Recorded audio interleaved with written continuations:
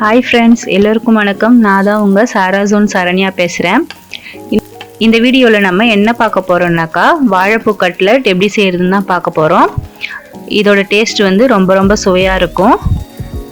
வாங்க இதை எப்படி செய்கிறதுன்னு வீடியோக்குள்ளே பார்க்கலாம். Welcome to சாராசோன்.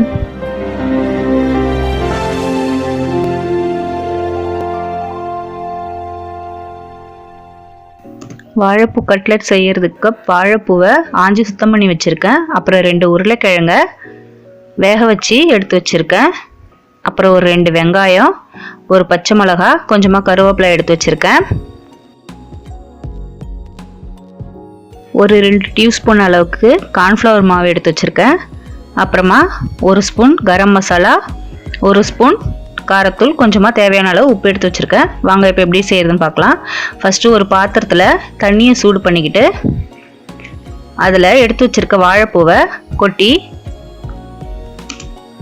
ஒரு 5 நிமிஷம் வேக வச்சு எடுத்து வச்சுக்கலாம். கொஞ்சமாக மஞ்சத்தூள் சேர்த்து வேக வச்சுக்கோங்க. வாழைப்பூ ஒரு 5 நிமிஷம் வெந்துட்டு இருக்கட்டும். அதுக்குள்ளே நம்ம ஒரு பாத்திரத்தில் அவிச்ச உருளைக்கிழங்க மசிச்சு விட்டுக்கலாம். உருளைக்கிழங்கு நல்லா மசிச்சுட்டு அது கூட வேக வச்ச வாழைப்பூவை நல்லா தண்ணியெலாம் இருத்துட்டு அது கூடவே சேர்த்துக்கலாம்.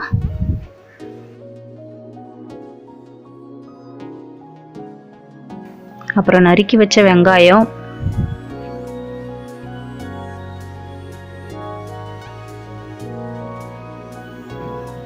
கருவேப்பிலை, பச்சை மிளகா, எடுத்து வச்சிருக்க கரம் மசாலா, காரத்தூள், அப்புறம் தேவையான அளவு உப்பு.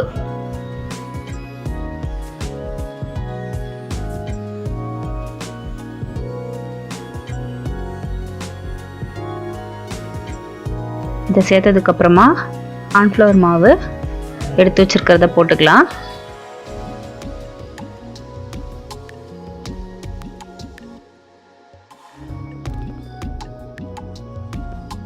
இதை நல்லா பிசைஞ்சு வச்சுக்கலாம். தண்ணி எதுவும் சேர்க்க தேவையில்ல.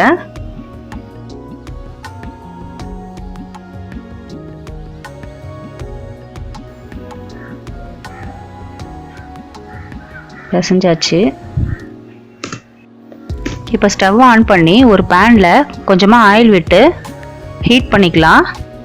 இதுக்கு கொஞ்சமாக ஆயில் விட்டால் போதும், நிறைய சேர்க்கணுன்ற அவசியம் இல்லை.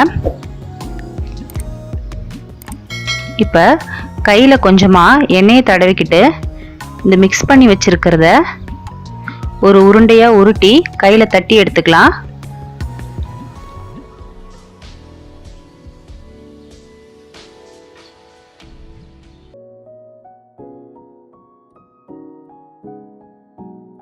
இது ரொம்ப மெலிசாக இல்லாமல் கொஞ்சம் மொத்தமாகவே தட்டிக்கலாம். பாருங்கள், இந்த அளவுக்கு தட்டினா போதும். இப்போ இதை இந்த பேனில் வச்சிடலாம். இப்போ ஆயில் நல்லா ஹீட் ஆகிடுச்சு. இப்போ இதை பேனில் வச்சு பொரிச்சு எடுத்துக்கலாம்.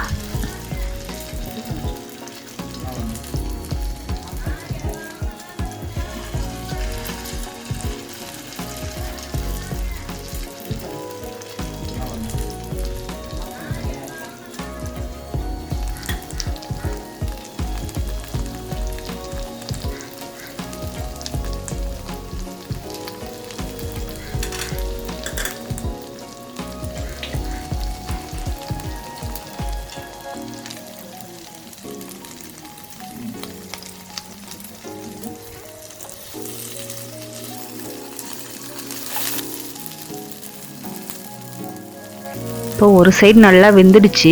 இதை நம்ம இப்போ திருப்பி போட்டுக்கலாம். பாருங்கள், நல்லா ஒரு கோல்டன் ப்ரௌன் கலரில் ஆகிடுச்சு.